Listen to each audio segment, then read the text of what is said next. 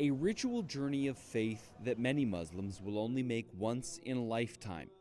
But this year, under a blazing hot Saudi sun, roughly 1,000 people are feared dead during the Hajj pilgrimage. Countries are still trying to account for the dead and why so many people lost their lives. The heat is an indisputable factor. Temperatures reached 51 degrees Celsius on some days, or about 125 degrees Fahrenheit. One pilgrim, Zirar Ali, who just returned from the Hajj, says he saw several people passed out from the heat during the journey. And then when you're surrounded by tens and thousands of people, even physically being close to somebody by a few meters, you feel the heat from the crowd. 5 minutes in the sun is enough to completely make you confused and dazed, and to not find shade. It's a very painful experience. Ali also says he saw medical teams on the scene, though he says there weren't enough of them. He claims some did not respond to critical situations.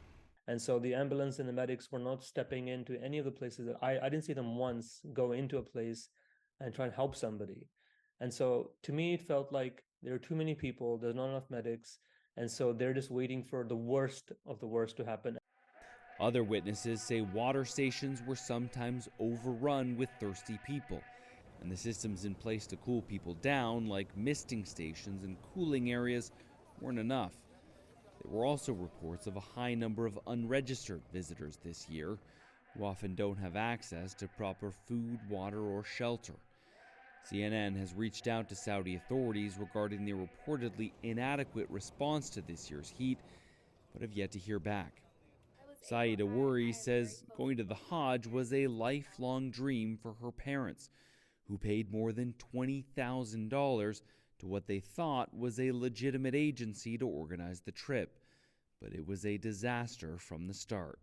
They talked about not having the proper transportations. They talked about days where the company did not provide food for them. They decided that they were going to make the journey and try to do the walk. And that's what they did. So the entire experience was a nightmare.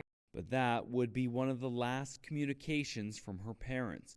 Saida says she was told they were missing, and later the U.S. consulate confirmed they had died, most likely from heat stroke.